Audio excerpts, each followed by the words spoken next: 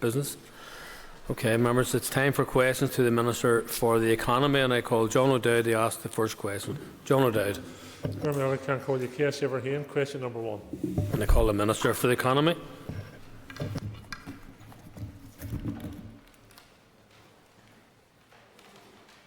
Thank you, Mr. Speaker, and thank you to the member for the question. The public consultation was published on the 26th of April 2021 and will be open until the 25th of June 2021. I therefore hope to be in a position to publish my response to the consultation along with any emerging policy proposals shortly thereafter.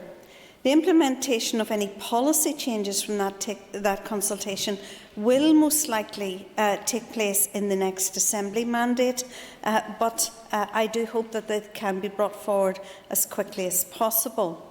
I clearly recognise the current differences in the levels of available support for Northern Ireland students compared with elsewhere in the United Kingdom.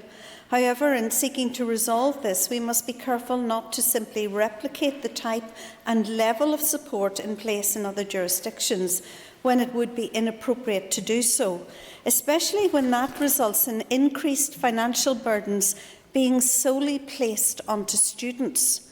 Moreover, we must also be careful not to create perverse incentives. When additional postgraduate support was first made available in England, for example, what this actually resulted in was universities there increasing their level of tuition fees, thereby taking away any advantage to the individual student. As such, what we need is a fair and balanced support system, and including the consideration of repayment terms, which will not unnecessarily become a financial burden to the individual student. Supplementary, John O'Dowd. Thank you, Ken Crowley, and thank the Minister for her answer. And I welcome the Minister's expressed views that increased support should not lead to increased fees by the universities. That's a very important matter. But one of the areas I want to raise with you, Minister, is this. Postgraduate students from here who have paid their taxes and their families have paid their taxes, if they go to study in the South, they don't get any support. If they move to Britain, they do get support. And one of the perverse reactions to that is we may lose those students to Britain because it's seen as a large amount of students who go to Britain do not return. Will the Minister ensure that those students who are studying from here in the South also receive support? One, because it's fair and equitable, but also to ensure that we can keep them closer to home. As the member knows, the consultation is out, and it will of course be for people to make that case during the consultation. I am quite exercised about this, and we introduced this consultation with a view to a change in support levels as quickly as we could, because this is essential not just for individual students or for the good of universities. It is essential to drive forward the economy, that we retain support where we need it most, whether that is support of students who go to the Republic of Ireland to study or those who go to England and Wales. As I've said, I have two principles which I think are which should guide this going forward. And one is that we do not place an unfair burden on students. I do not believe that for students, either undergraduate students or postgraduate students, that the total financial burden should rest with those students.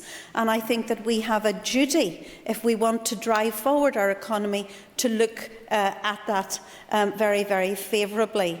And I also think that what we need to do is to try to ensure that more of our students stay at home with us and therefore drive the economy. And we will have to look at those issues, particularly the issue about how we fund those students and hope to retain them closer to the home economy. Kelly Armstrong. Mr Speaker, and thank you, Minister. Minister, are you concerned that the maximum level of postgraduate support of £5,500 is discouraging postgraduate study for Northern Ireland residents? Yes, obviously, which is why I launched the consultation. Currently, In England, the maximum amount of support is over 11,000. In Wales, it is over 17,000. In Scotland, it is 10,000. And in the Republic of Ireland, postgraduates receive a loan to cover course fees of between €2,000 and €6,270. If we are to grow, and I keep saying this over and over again, the central mantra of all of the documents that I have produced over the last number of weeks. So we have our 10x vision for the Northern Ireland economy. We have launched our skills consultation in order to drive forward prosperity in Northern Ireland. To drive forward jobs and growth, we have to retain skills at all levels within the economy. Call Cara Hunter. Thank you, Mr. Speaker, and I'd like to thank the Minister for her answers so far. Can I ask the Minister, has she considered increasing financial support for Northern Irish undergrad students living in London? Currently, NI students in London receive £6,780 in maintenance grants. Meanwhile, English students in the same circumstances are given over £12,000, so there's nearly a £6,000 difference there. Is this something you and your department are looking at and addressing? Thank you. I think that this Assembly will have to address the way we support students, whether they're in Northern Ireland or whether they're actually studying in, for example, London, where the cost of living and the cost of accommodation is extremely high. And of course, we will have to balance that across the Executive with the amount of funds that is available for support to our students. In going forward, this is one of the crucial issues that this Assembly will have to grapple with, how we support our undergraduate, and we have our consultation as to how to support postgraduate students going forward. And that will be a whole Executive decision because, of course, the financial ramifications of that will go across the whole Executive. Call Nicola Brogan. Question number 2, please.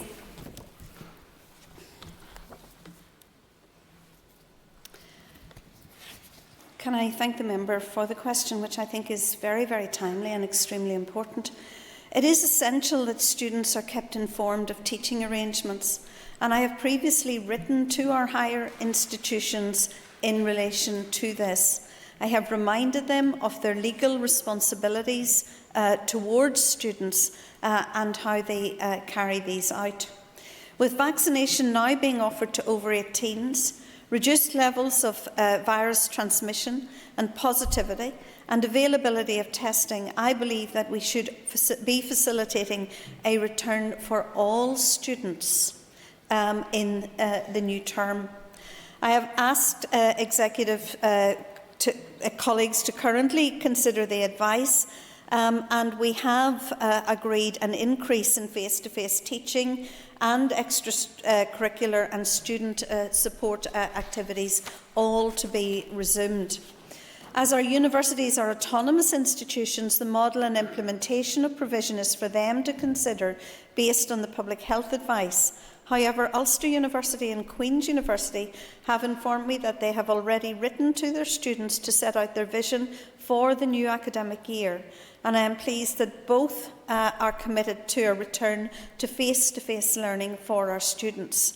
I am hopeful that this will mean our students regaining the learning and indeed social experience that they deserve. Nicola Brogan, supplementary.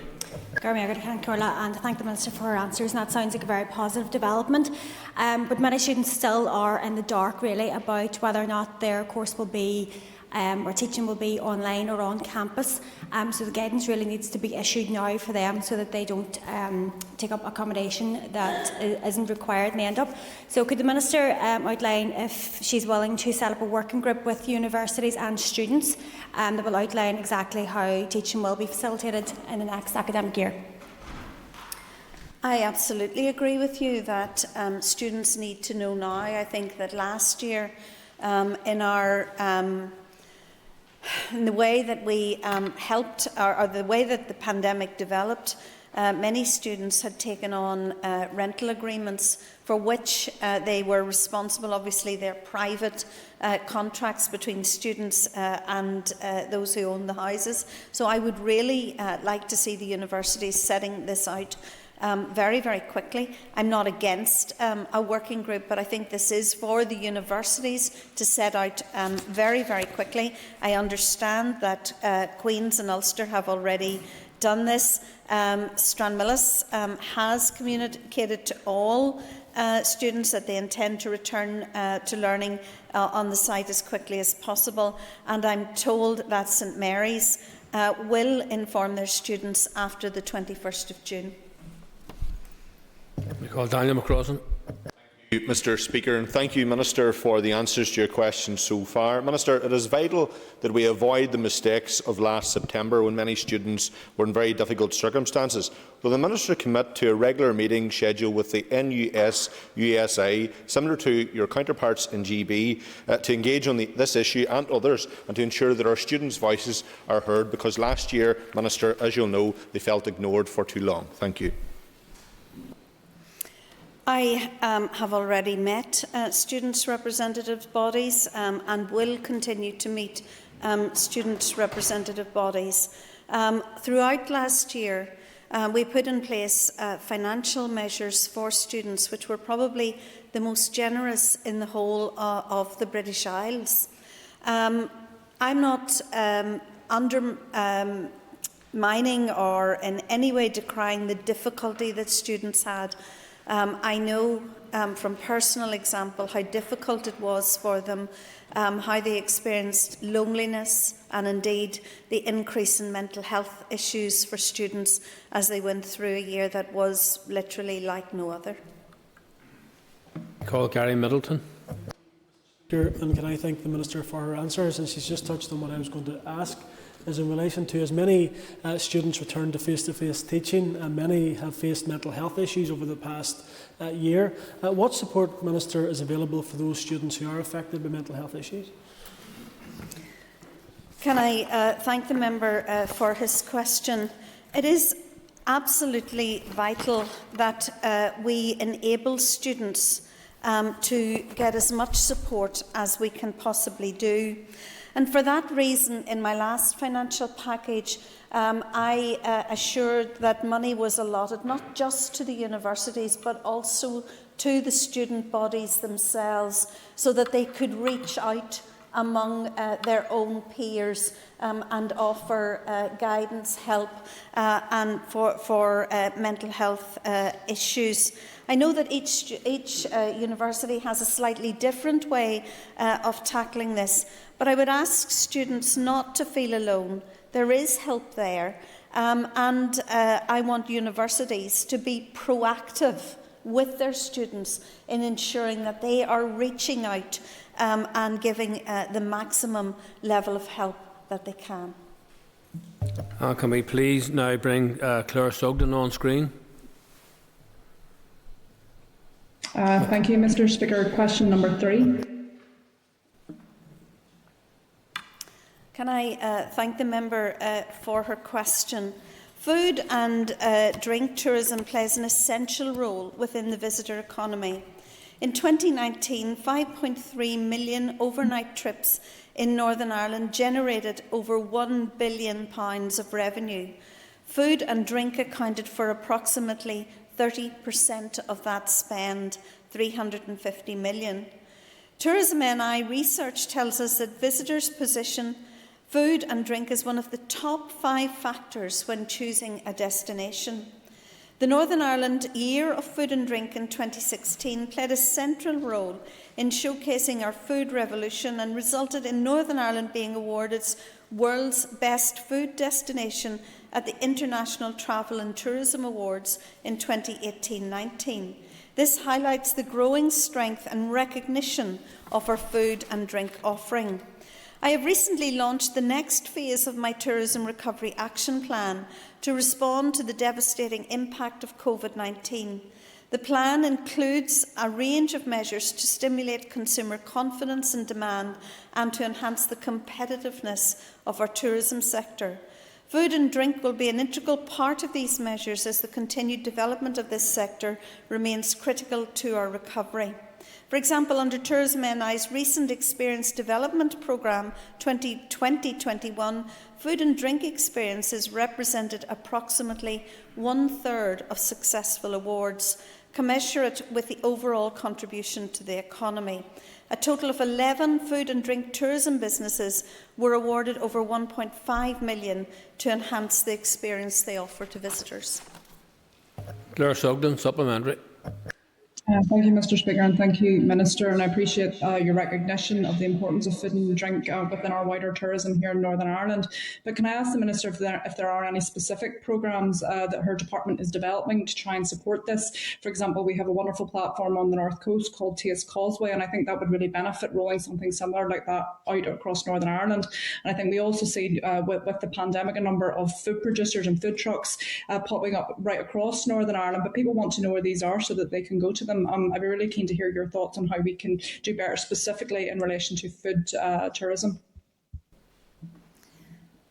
I think that you're absolutely right. In the middle of lockdown, many of us relied very, very heavily on those pop-up offerings of food and drink and so on when we were out and about. And I think that is an avenue. I think that will continue to actually grow over the next number of years. In relation to Taste Causeway, this was funded via Invest NI's Collaborative Growth Programme and was awarded a Phase 2 grant of £169,200. That funding allowed Taste Causeway then to draw in further funding from DAERA, from Tourism NI, and indeed from the local council, which in many ways enhanced the experience and the drive for growth in one of the most important aspects of the industry. We have just launched our Tourism Recovery Action Plan. That is a fully funded action plan which we hope will help to revive and revitalise not just tourism, but included within that the food and drink tour element of that over the next year. I think every one of us in this House recognise and acknowledge the real difficulties that our hotels, our restaurants, etc. Have experienced over the last year. We have put in place many different schemes to support them over the next year, and I hope over the last year, and I hope that our Tourism Recovery Action Plan will help them to grow and to recover from a very, very difficult time. Thank you, and I call Keith Archibald. And I thank the Minister for her responses so far. And can I just ask, as Minister with responsibility for tourism and economic development, who leads Invest NI and jointly Tourism Ireland, does the Minister agree that it's entirely inappropriate and disrespectful to her as Minister and to the Executive, and in fact undermines the Executive and devolution for the British Secretary of State to appoint someone without any consultation to a role that is mooted to be about promoting investment in tourism, and therefore cuts directly across the work of the NI Bureau and Invest NI in the States with no oversight or input from the Executive? Well, of course, I do take a contrary view to the member in relation to this. I think that the appointment of Trevor Ringland is an entirely positive one. I think that there is room for all of us to do our bit to promote Northern Ireland as a wonderful place to live, to invest and to do business in. And it can only help to grow jobs and prosperity here in Northern Ireland. The members should remember that it's not only Norreid's voice that needs to be heard in America. I call Mike Nesbitt. Thank you, Mr. Speaker. Grateful if the Minister could tell the House what steps her department is taking to ensure that hospitality outlets are able to source product from local agri-food and drinks organisations. For example, is there a dedicated website? Are there meet and greet events to ensure that hospitality outlets are aware of what they can source locally? This is one of the questions that comes up on a frequent and regular basis. And I do think that it is important that the member acknowledges that some of our restaurants and our food and hospitality outlets are absolutely amazing at sourcing and promoting local food in Northern Ireland.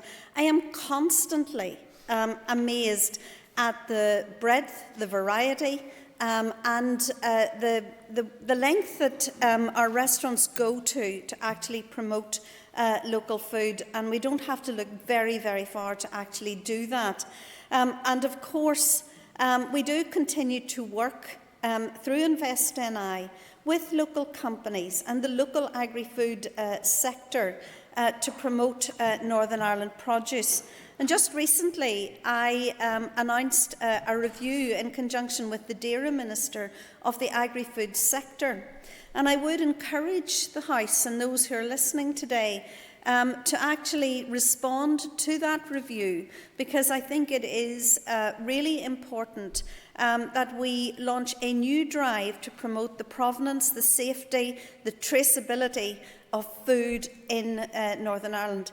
As I finish, I was delighted a short while ago to visit Foyle Group up in Londonderry, and was really delighted when I saw a tweet from the British ambassador in Washington, where she was able to enjoy steak, the first meat that was provided from the United Kingdom into America, and it came from Northern Ireland. I understand that many of our companies are also looking for USDA approval as well. I think that the opportunity is enormous. Thank you, Nicole. Pat McGlone. And I thank the Minister for a response. Minister, just in regard to a number of sectors, but in particular hospitality, but also construction, many employers are finding vacancies and they can't find staff. And some of those staff indeed have returned back to European mainland, to their homes. Over the pandemic, others have found alternative employment. Can the Minister advise just what methods or what actions have been taken by the Department to try and help those employers recruit and identify new staff? Well, of course, the member addresses something that I think even political opponents in this chamber will admit that it has been a passion of mine since taking up this office. If we are to grow the Northern Ireland economy, we have to grow the skills of our people. We have to widen the opportunity for people to get more and better skills.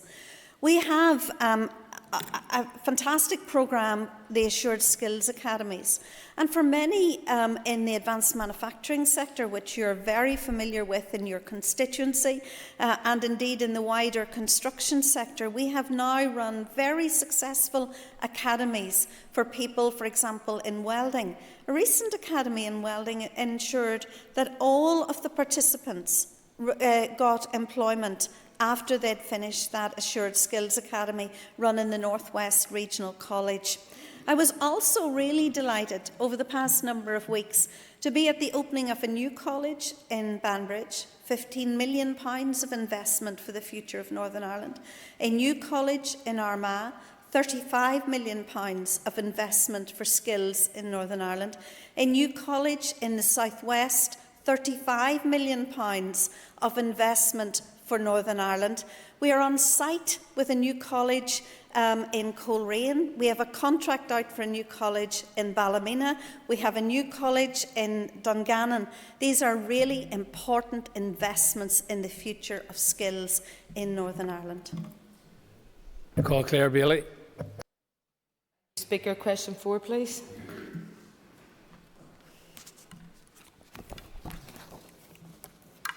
Can I thank the member for her question?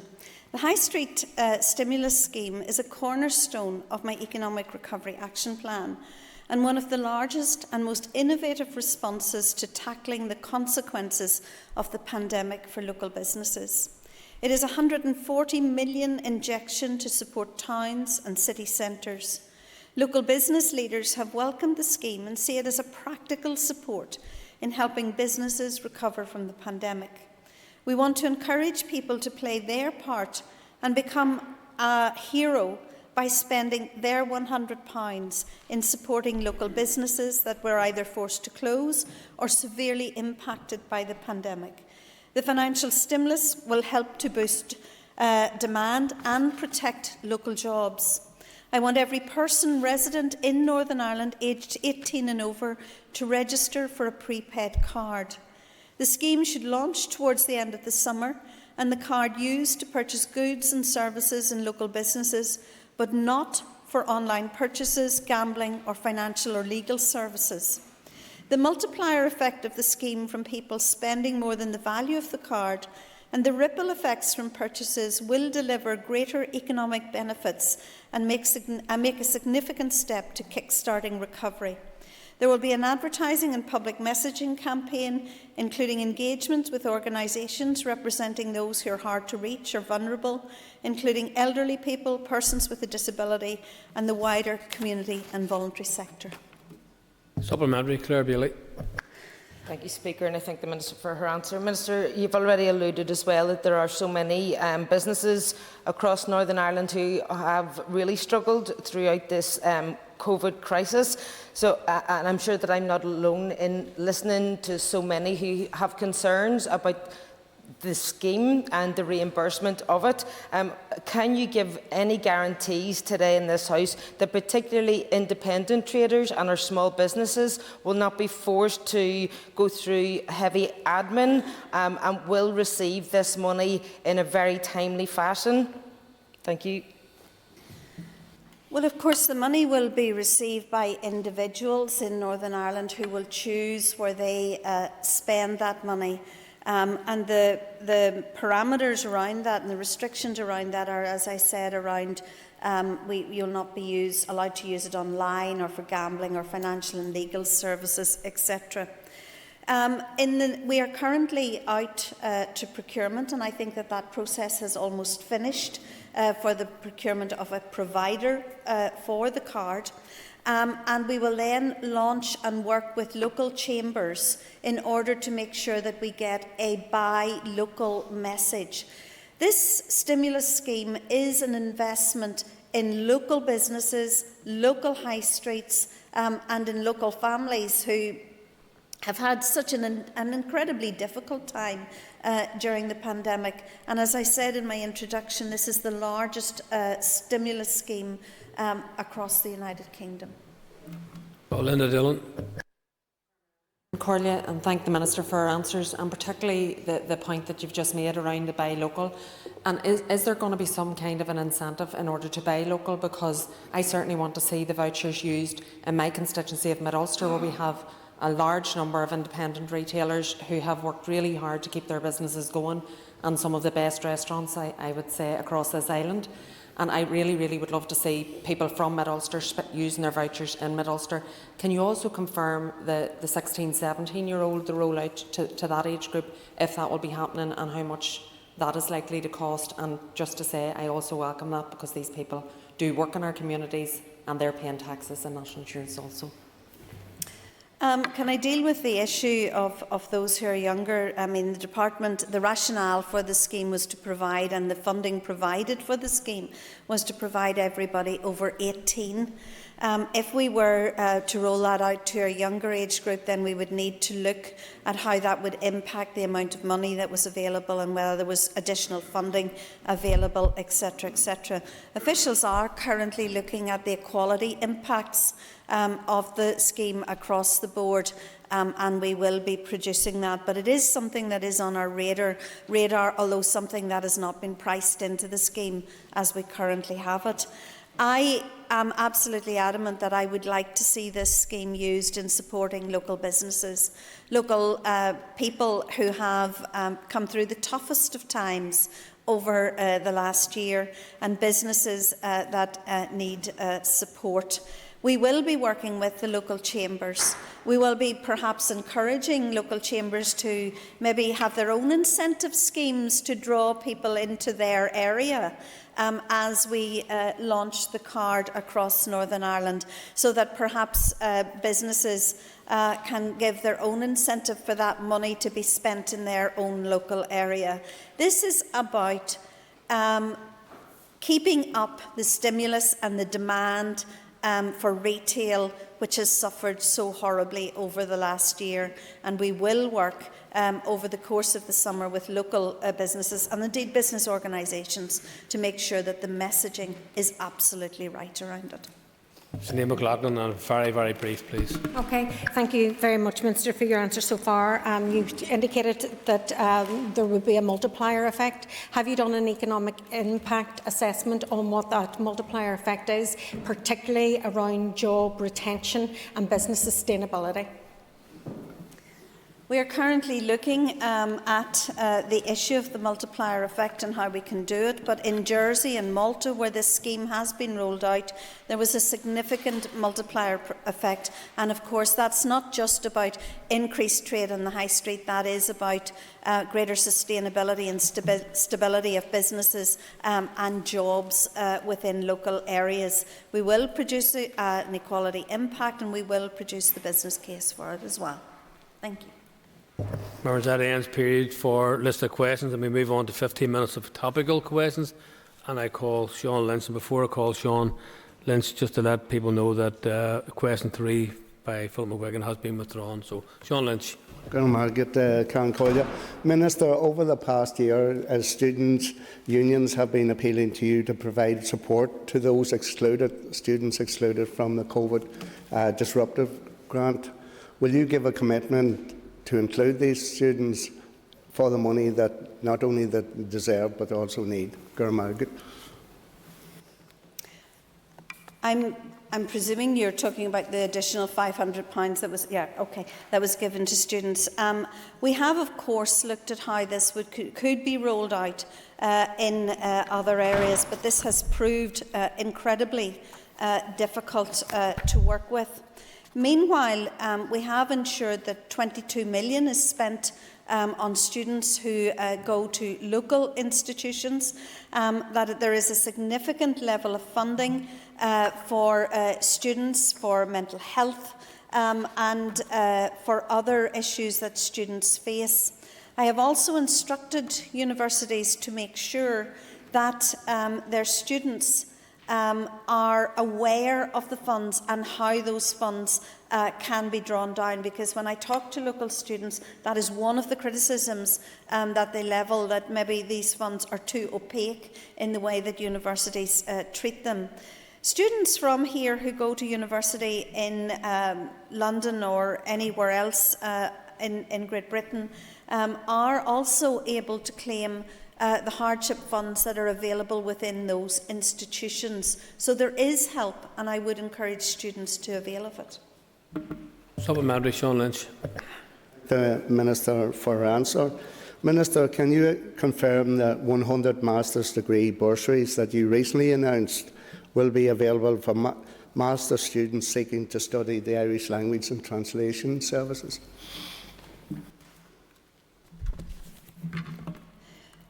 There is no specific rules around the bursaries, but I am absolutely delighted that in Northern Ireland's centenary year that I've also been able to acknowledge this by ensuring that 100 students are able to undertake a one-year master's degree, and that each of those students will have their fees paid and an additional £10,000 of living expenses paid for them. This is not just important in acknowledging 100 years of Northern Ireland, but it's also important in building the critical skills that are absolutely necessary to take Northern Ireland forward. I recently published my 10x vision for the Northern Ireland economy. There is a consultation out on the skills that are required to grow that economy, and it is absolutely important that we do this at every level in every community across Northern Ireland. Oh, Linda Dillon. Good Corlia. Minister, it is a constant source of frustration to further education colleges that the awarding bodies of many of the courses are delivered through English-based awarding bodies, and they're not aware of the needs that we have here in the north as awarding bodies here would be. What are you doing through your skills strategy to address that issue? I agree with the member if she's telling me that the number and complexity of awards is very confusing, both for employers, for students, and indeed difficult to administer for further education colleges. I think, though, that it is important that we keep some kind of parity across the United Kingdom so that our qualifications are recognised in all areas of the United Kingdom. That is massively important. Can I also just say, in response to this question, and offer my congratulations to further education students across Northern Ireland. And I've been out and about at a number of the colleges where those students have completed theory online and are now working very, very hard to make sure that they have the practical element of their course completed so that they can move on in their lives and in their careers.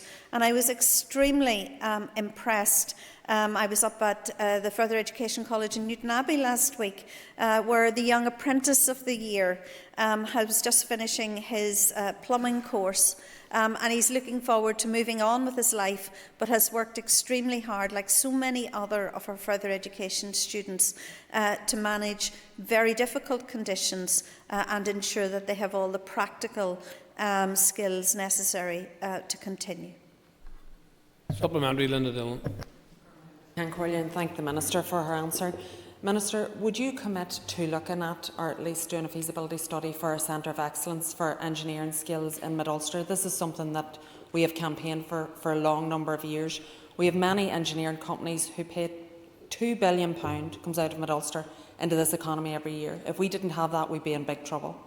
And without the skills, without us providing the skills for these people to keep these factories open, the factories will close. We will not have that into our economy. So I'm asking, will you please commit to a Centre of Excellence for Engineering in Mid-Ulster?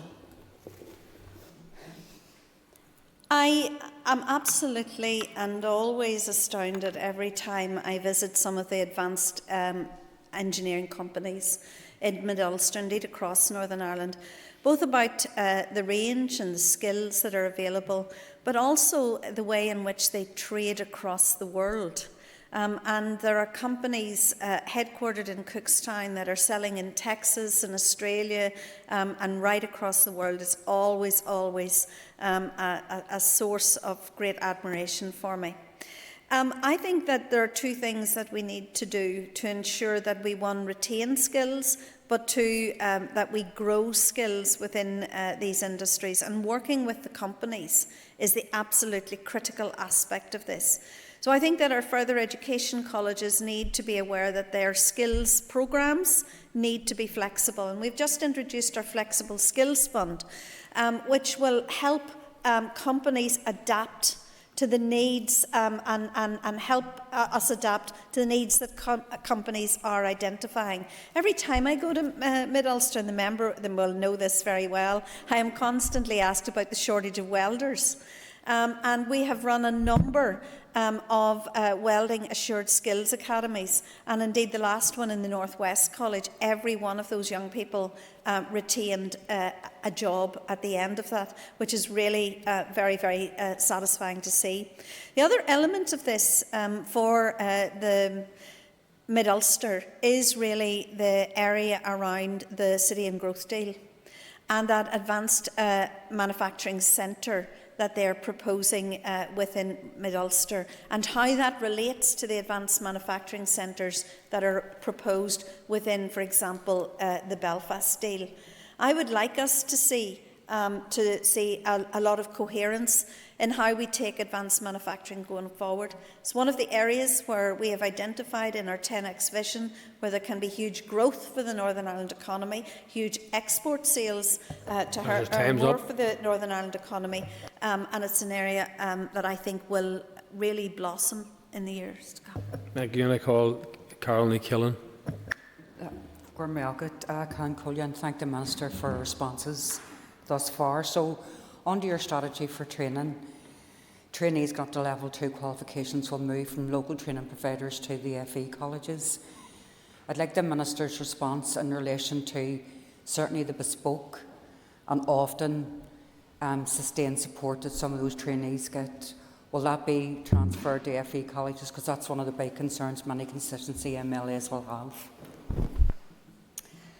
This was one of the very first issues that I took up when I became a minister, because I know that the member will recognise that I know many of the training organisations that she knows and know them very well.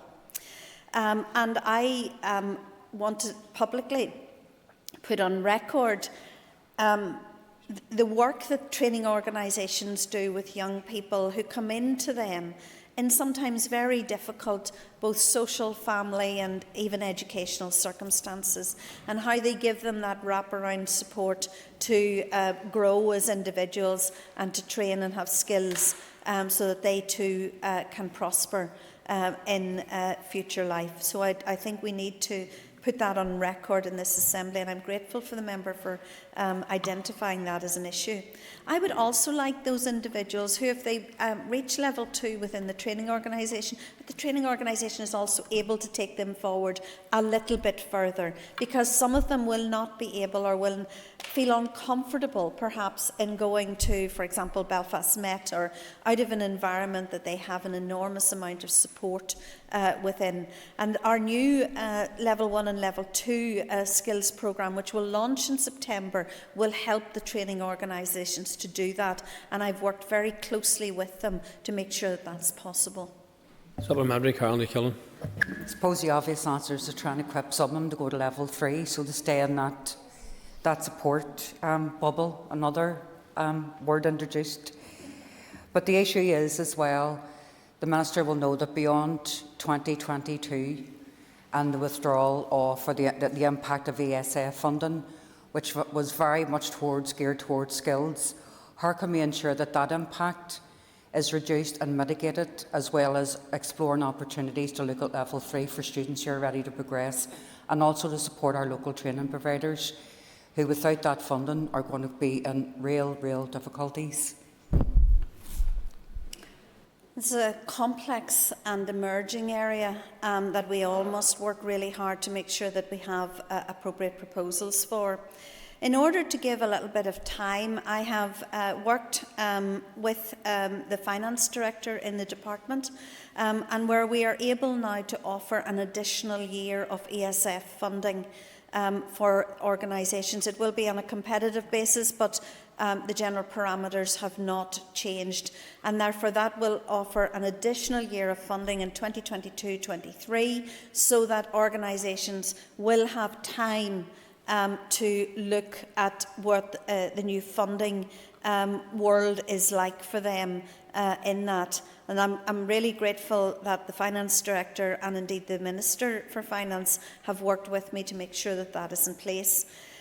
In the meantime, of course, applications are being sought for the Community Renewal Fund, and applications will then go forward in the next year for the Shared Prosperity Fund. I would hope that these will be directed at training and employment opportunities.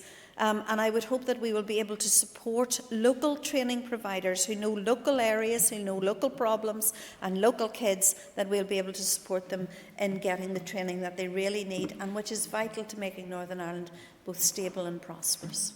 I call Rachel Woods. Mr Speaker, I would like to ask the Minister about the annual minerals return. And under Article 18 of the Quarries Order 1983, the Department has a statutory duty to produce an annual minerals return. So could I ask why the Department hasn't published the returns for 2019 and 2020, and when can we expect to see them? I will write to the member with the specific information that she requests on the mineral returns for 2019 and 2020, and will ask officials to do so as quickly as possible. Supplementary, Rachel Woods. The Minister for her answer. I think this further answer might be something similar to the last, but it is important that trends and outputs in respect of quarries operating in Northern Ireland can be reliably monitored. So just if the Minister is going to write to me, can I ask if and when the previous minerals returns can be calibrated to ensure variations in responses for individual years are sufficiently robust enough to ensure that this can be happening and can be compared? Again, I will ask officials to take those comments into consideration and the response. Call Mark Durgan, you won't get a supplementary.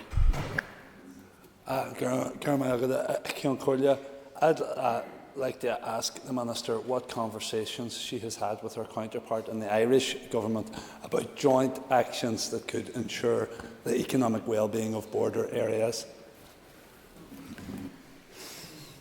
Well, of course, my department is responsible for Intertrade Ireland, and Intertrade Ireland is working and continues to work to ensure that businesses on either side of the border have the support that they need, both to manage the implications of the protocol and also to manage and to grow in light of the current COVID pandemic that they had. And can I also say that I have been monitoring very closely some of the work of Intertrade Ireland, and it has been successful in encouraging businesses not just to be stable in a very challenging environment, but also to grow and to innovate. And that time is up, members. And members, please take your ease for a moment or two.